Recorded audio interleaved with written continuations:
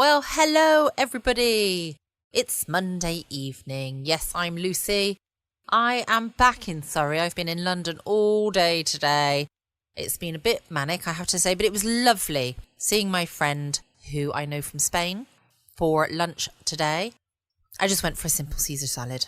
I do like a Caesar salad. I love going into London. I don't do it that often, to be fair, even though it's relatively close to me.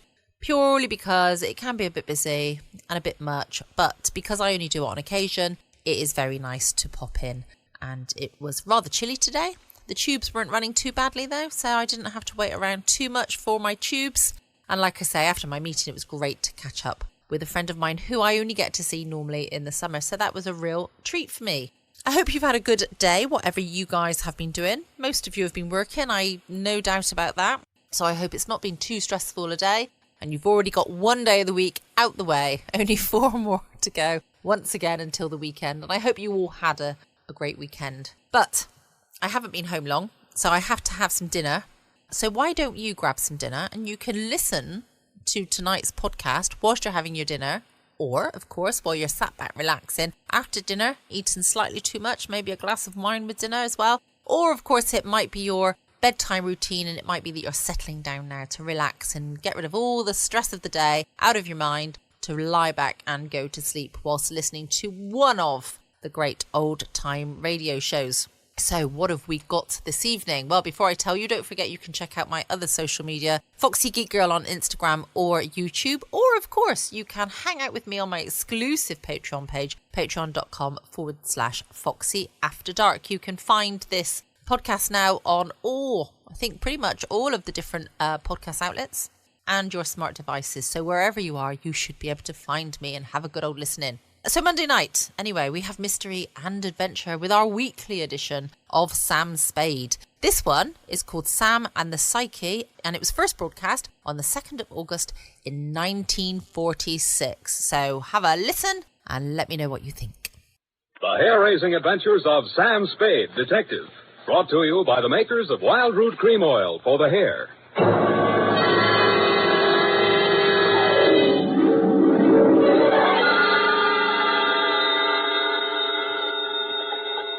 Sam Spade, Detective Agency. It's me, Effie. Oh, Sam, I've been worried about you. Sid Weiss was just on the phone, and he says digging up a corpse without a permit is against the law. It's all right, Effie. I just dug him up to say hello and put him back again. Oh, thanks. I'll be down in a couple of minutes to dictate my report, sweetheart.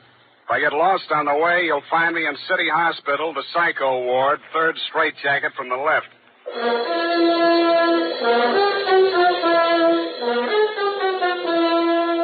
Dashiell Hammett, America's leading detective fiction writer and creator of Sam Spade, the hard-boiled private eye, and William Spear, radio's outstanding producer-director of mystery and crime drama, join their talents to make your hair stand on end with the adventures of Sam Spade. Presented each week by Wild Root Cream Oil, the non-alcoholic hair tonic that will put your hair back in place again, grooming it neatly, naturally, the way you want it. Fellows, if a girl can spend half an hour under a hot dryer in a beauty parlor to look her best for you, certainly you can spend half a minute sprucing up with Wild Root Cream Oil hair tonic to look your best for her. That's all it takes, and Wild Root Cream Oil grooms your hair neatly and naturally, the way girls like to see it. Besides, it relieves dryness and removes loose dandruff. There's not a drop of alcohol in Wild Root Cream Oil. It contains lanolin. So get the big economy-size bottle at your drug or toilet goods counter. And now, Wild Root brings to the air the greatest private detective of them all in The Adventures of Sam Spade.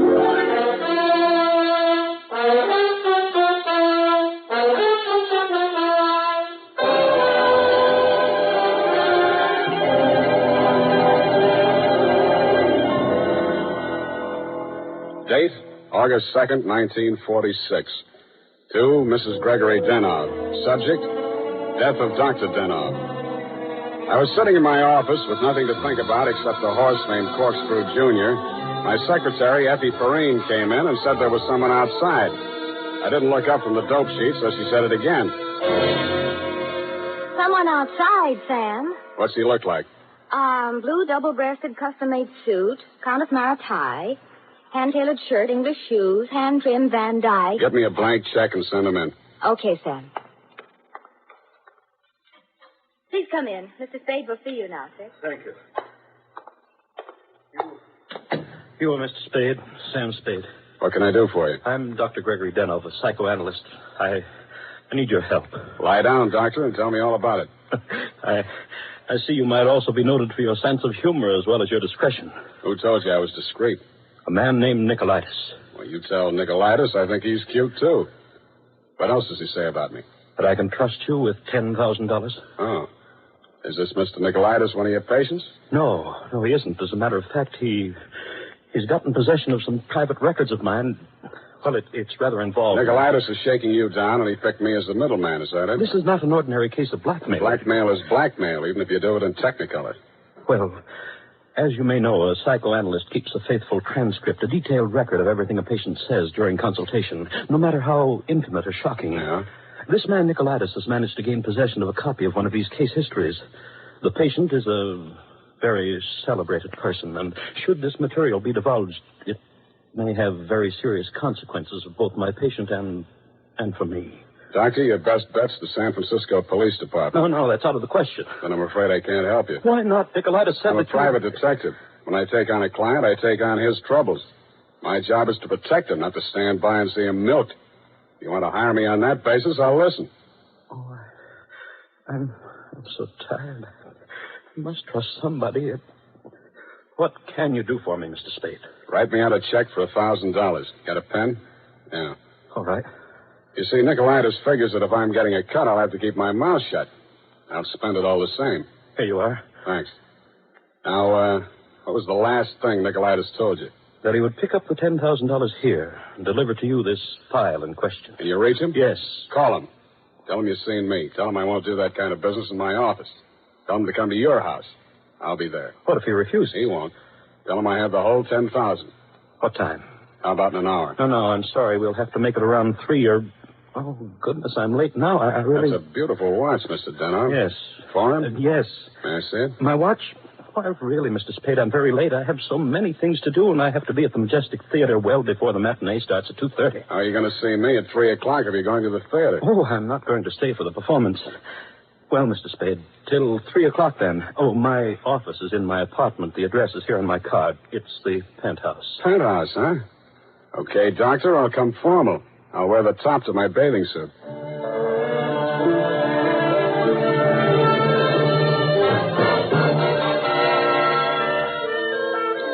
I left my office around 2:30 and started walking up Nob Hill. The Versailles Apartments, where Denov's place was, took up the whole 300 block, so I didn't have any trouble finding it. I stopped across the street for a minute to get my breath after the uphill climb, mopped my face, and started across. Just as I got to the middle of the street...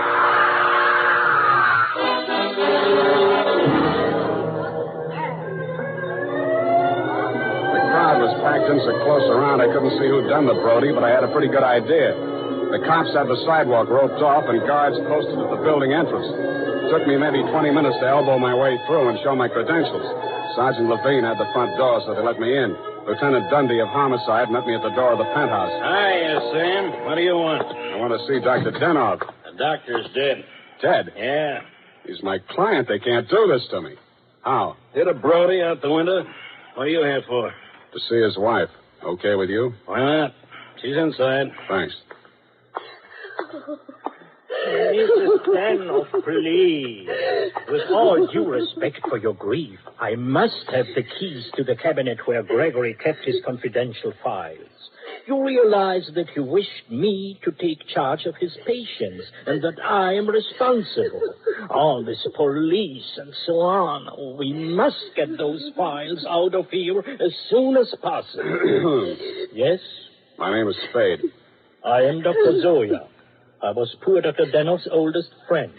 If there's anything I'd like to see you, Mrs. Denov, alone. But you police have already asked her so many questions. You see, she's not in the... I'm not with the police. I'm a private detective. I was working for Dr. Denov.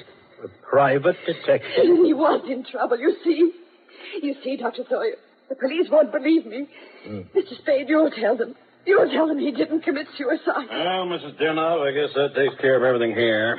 It's clearly suicide. Oh, idiot, blind, stupid idiot.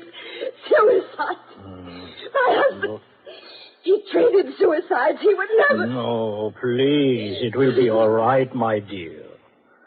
I'm sorry. She's hysterical. Yeah. If I had the time, I would... Tell them. Please, Mrs. Dano. The undertaker has been arranged for burial at 7 o'clock, Beit Israel Cemetery. Now, please, the key to Gregory's files. Here, take it and go. Go ahead, all of you. Okay, we'll call you now. Oh, I'm so sorry, gentlemen. This hysteria, a simple traumatic condition. If I only had the time. Who can I turn to? Who'll help me? You think it's pleasant? You think my husband would rest if they said I committed suicide? What shall I do? What shall I do? What shall I do? Oh, you... Dr. Zoya didn't have the time, neither have I. You think it's murder? Who do you think killed your husband? To name someone? That's a very serious charge, Mr. Spade. Goodbye, Mrs. Denov. Constance Brent. You mean Constance Brent, the actress? Yes. Yes, she was his last patient this morning. She had threatened to kill him before. How do you know? My husband said so. Do you? And he'd written it down on his notes on her case. Once before, she'd almost pushed him from that same window. How about your husband and Miss Brent? Oh, I knew she was falling in love with my husband. That always happens. They call it a transference. But in this Your case... husband told me Miss Brent was acting in a play this afternoon over at the Majestic. Yes, Midsummer Night's Dream. But she was here. I know she was here. Miss Ray, the receptionist, was coming back from lunch when she heard voices arguing inside. And she was sure it was Miss Brent's voice. Show me the doctor's case history on Miss Brent. I can't. It's missing. As soon as it happened, I went to the files. I meant to show it to the police. Who could have taken it? Constance Brent was the last one in that room before he died. Yeah. When did you see Nicolaitis last? Nick, who? Skip it. Where can I reach you in case... For the next couple of hours, I'll be at the Majestic Theater. I want to see how good an actress this Constance Brent is.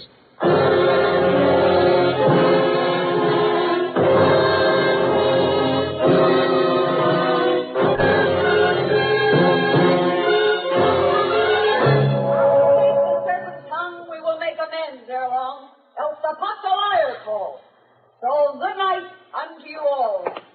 Give me your hands if we be friends, and Robin shall restore amends. Yes? This Constance Brent's dressing room? What do you want? I want to talk to Miss Brent. Well, you can talk to me. I'm her husband. So you're Mr. Brent. I'm Jonathan Wallace. She's Mrs. Wallace. Now, what do you want with my wife? I've come to tell her that Dr. Denov is dead. Are you sure? You tried falling from a 12th floor window sometime. Well, that's the best news I've heard this year. I'm afraid it would be a shock for Constance. Maybe, maybe not. She was the last person to see him alive, as far as anybody can make out. Are you from the police? No, I'm from the insurance company. Claims investigator. What do you want to see Constance for? The policy wasn't made out to her, was it? No, made out to his widow. But she can't collect. Police say it was suicide. Oh, that settles it. This is the last time I say to Tanya. Stand around while Puck talks his head off. Who is this person? Darling, I'm afraid this is going to be a shock. This man is from an insurance company. Dr. Denov is dead. Oh, what a pity. What happened? The police say he jumped. His wife says he was pushed. She also says that you, Miss Brent, might have been the pusher. Oh, now really, it's too absurd. How like a wife. What time did your play start this afternoon, Miss Brent? Matinee at 2:30, always. Always. And the late lamented Dr. Denov jumped at 3 o'clock. I didn't say he did. Doesn't this news, shock you? But of course. Do you think good psychoanalysts are easy to find? Looks like your next doctor will have to start from scratch. Your case history seems to be missing from Dr. Denov's files. Missing? No. What is it? Has a man named Nicolaitis been in touch with you? I've never heard of him. Chances are you will. Does he have Dr. Denov's notes on my case? Could be. This is frightful. Hot reading, huh? You seem to know this person, Nicolaitis. Get that file for me, and I'll pay you well for it. Just a minute, my lovely Titania. We don't know who this man really is. He might even be Nicolaitis himself. Let me see your company credentials. Now, what do you know? Somebody picked my pocket. My wallet's gone. I thought so. All right, you tell me who you are. I'll call the police. Oh, no, Jonathan. No police. Let's get off the merry-go-round. My name is Spade. You'll find me in the phone book under S. My office is open until 6 o'clock. And if a man answers, don't hang up. It'll be me.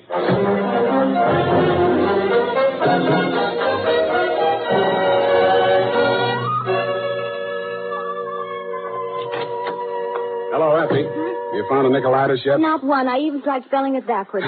Nobody ever heard of a man named Nicolaitis. I'm beginning to think there ain't no such person. Pardon me, do I hear my name mentioned? I'm Nicolaitis. Sam, I still think you're right.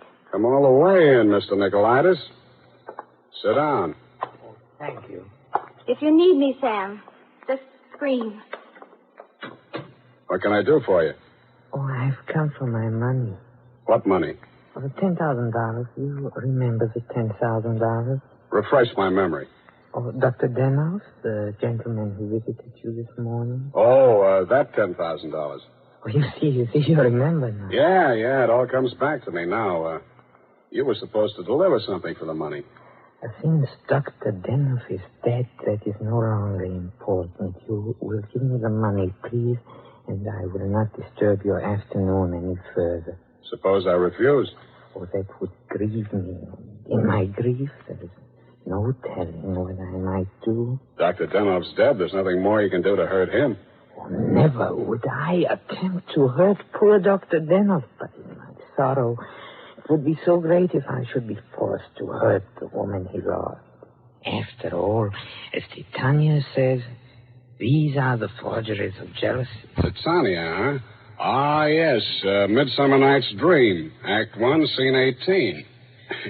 I'm a little rusty on my Shakespeare. Oh, you are indeed, Mr. Spade. Titania doesn't appear until well into Act 2. She doesn't, huh? Yeah, that's right. Yeah.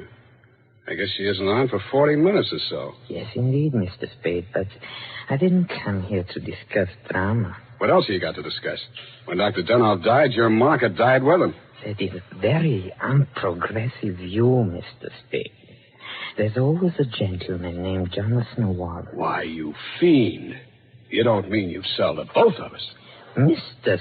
Spade, how can you have such a low opinion of me? I will prove my integrity. I will give you the material. You give me the money. Hand it over. In the Levant, Mr. Spade, we have a saying. He who goes too close to the bear soon loses his beard. I have left my beard at home. Okay, I'll meet you anywhere you say, anytime you say. Excellent. At 7 in your apartment, huh? Won't that be walking into the bear's cave? In the Levant, Mr. Spade, we have a saying. Private dicks do not kill people in their own apartment.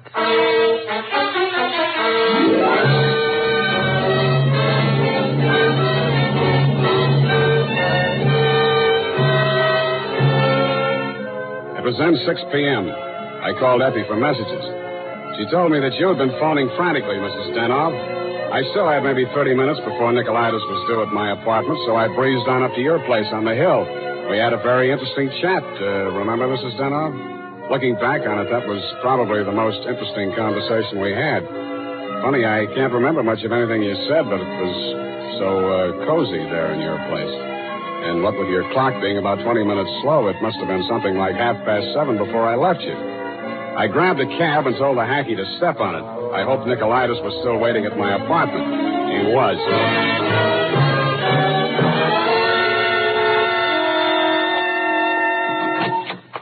Mr. Nicolaitis, I'm sorry to be late.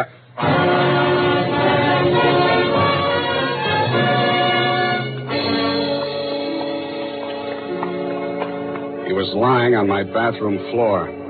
The little guy was looking just about as natty as when he'd been in my office, except that the beautiful silk scarf he'd been wearing was twisted into a tight noose around his neck. Mr. Nicolaitis was a very dead blackmailer.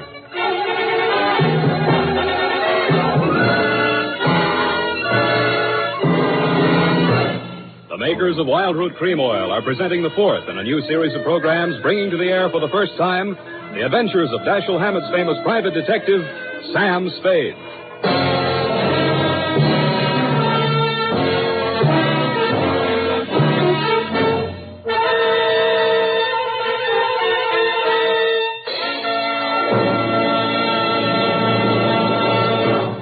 Then, at the racetrack, the man who has something better than a mere hunch is said to have it straight from the horse. Of course, that's a humorous expression, but it shows how to get facts. Go straight to the real source of information. And that's why we went straight to hundreds of men in metropolitan New York to find out what men really want in a hair tonic. And their answers show that Wild Root Cream Oil has all 5 advantages chosen by this impartial consumer jury of men. 1, Wild Root Cream Oil grooms your hair neatly and naturally, never leaves it sticky or greasy. 2, Wild Root Cream Oil relieves annoying dryness. 3, it removes loose dandruff. 4, it's non-alcoholic. And 5, it contains soothing lanolin. Remember, no other leading hair tonic gives you all 5 of these important advantages. Is it any wonder that 4 out of 5 users in a nationwide test preferred Wild Root Cream Oil to all other hair tonics they'd tried?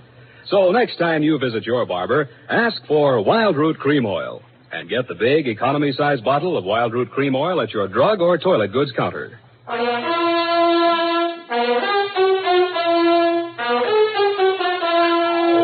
now back to Sam and Psyche.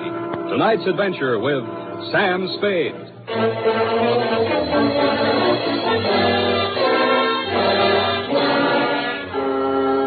His eyes were open, and he seemed to be looking right at me as I bent over him. The finger marks in his throat were too blotchy to be of any use. Pretty soon, Lieutenant Dundee and Sergeant Polehouse came in and walked over behind me. We all stood there for a second, and then Polehouse bent down and closed those eyes. You know him, Sam? His name is Nicolaitis. That's all I know about him. What did he come here to your place for? I don't know. You invited him? I wouldn't have been surprised to find him here, but not like this. You boys got a smear on him yet? Sure. He's an old customer of mine. Runs a photo lab. Photostats, microfilm. Microfilm. Nobody makes any sense. They're all screwballs, psychos, neurotics. What am I doing in the middle of this anyway? Sam, don't scream at us. We're just doing a job. Oh, I'm sorry, boys. This Dr. Deno was my client. Mental expert. That Deno probably had a screw loose somewhere and needed a psychoanalyst himself. Say, maybe he was... Yeah. Hey, look, Dundee. I'm going out of here now. Do I call Sid Weiss and we go through all that again, or are you going to let me walk? Why, Sam, you can go. I know where you sleep. I'll wake you when I'm ready for you.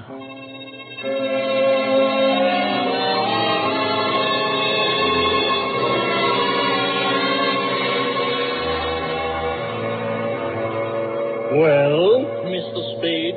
I want some answers, Dr. Zoya, and you're the guy who can give them to me. I'm listening. Just let the questions flow into your mind and do not try to repress any of them. Speak instantly, whatever... Okay, question number 1, without thinking. Do you think Dr. Denoff was a suicide? Well, I had not seen Dr. Denoff for many years. He had been my student in Vienna. I was his analyst, in fact. That's all very interesting, Doctor, but my question... Yes. Did poor Dr. Denoff commit suicide? I have reviewed all the material, manifest and hypothetical, and I came to the conclusion, no, it was quite impossible. You see, these paranoid and Okay, question number 2. Was Dr. Denoff in love with Constance Brent? I suppose I can now answer that question. When I arrived in San Francisco, I found him in great distress.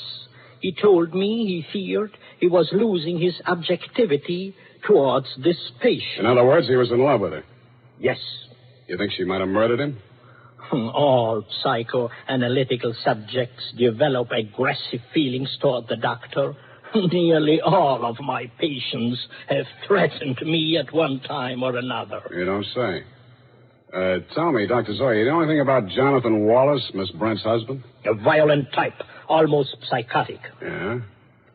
How about you, Dr. Zoya? Could you have done it? That is a most interesting question, Mr. Spade.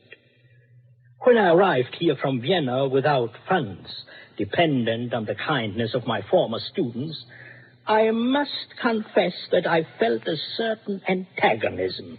It disturbed me to realize that a man of my standing in the profession should be dependent on the goodwill of a younger and, I sincerely believe, less gifted man.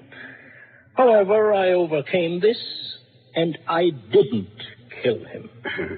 Yeah. Well, Doctor, thanks a lot. Oh, people. Truly a life study. There is no accounting. For instance, Dr. Denoff. He came to me only this afternoon with the strangest request. Yeah? he gave me the gold watch which I had presented to him many years ago upon his graduation in Vienna. He had a patient waiting, and so had not much time to explain. Where is this watch? Please, I'm coming to that. He asked me to promise that I would have the watch buried with him if something should happen. That has been done. But Dr. Denov just died at 3 o'clock. It is a Mosaic law that the deceased be buried before sundown. Thanks, Doctor. Thanks a lot. I hope I've been of some help. Doctor, you'll never know how much you've helped me.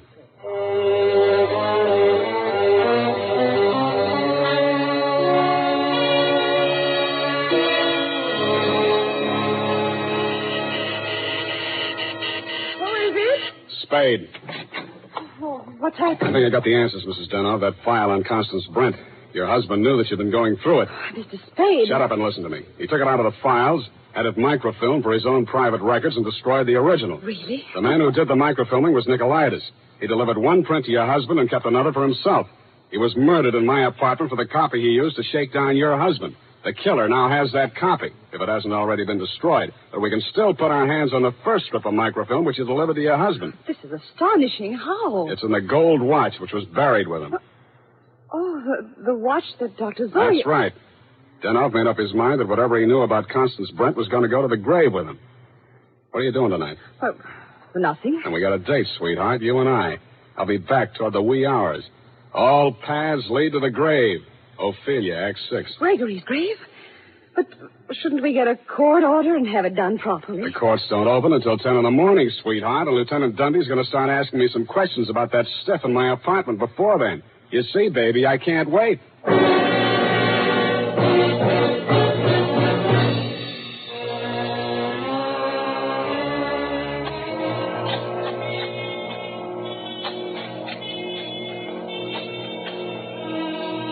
Mr. Spade, we shouldn't be doing this. If I'm wrong this time, it won't be wasted effort. I'll crawl into the grave myself and pull it in after.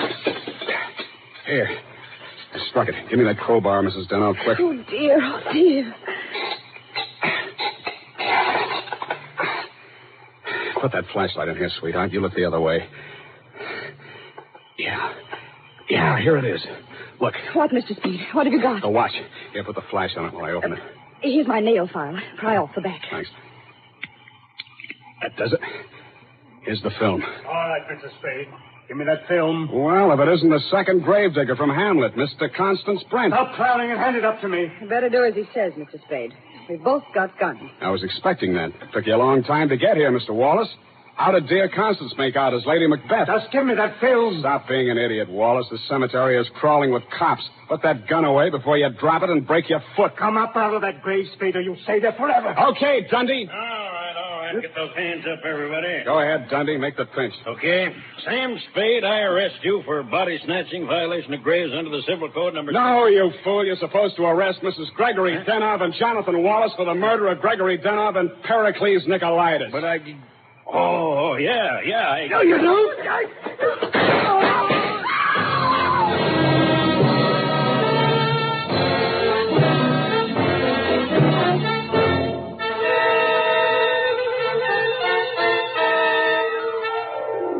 It was smart of you, Mrs. Denov, to make me late for my appointment with Nicolaitis. You did that so that Wallace could nail him in my apartment for the microfilm. You thought you could use that film to pin Denov's murder on Constance Brent. But after your late husband caught you tampering with his files, he added a few well-chosen words to it so that the film put the finger on you and your boyfriend, Mr. Wallace, in case anything happened to the doctor. So Wallace had to kill Nicolaitis. You weren't smart to push your husband out the window. That looked like suicide. You might have gotten away with it, Mrs. Denov, if you'd bashed your husband's head in with a bottle. That reminds me, Effie, pour me a drink. That all? Sign it, put a special delivery on it, and send it care of the matron to Hatchapee Prison. Go on, have one yourself. Oh, thank you. Here's how. You'll get used to it. Good night, Sam. Good night, sweetheart. Welcome back. I hope you enjoyed the latest episode of Sam Spade. I think it was a good one. I hope you did too. We'll be back again tomorrow from 6 p.m. GMT, and we'll have some more fabulous stories. Tomorrow is a bit of comedy. Tuesday night's a bit of comedy, so make sure you tune in if you want to have a little bit of a laugh. Don't forget you can check out my podcast page at patreon.com/Foxy After Dark. I hope you have a good day tomorrow, Tuesday, whatever you are doing, and join me tomorrow night. I can't wait to catch up with you then. Stay safe. Always be kind. Love you all.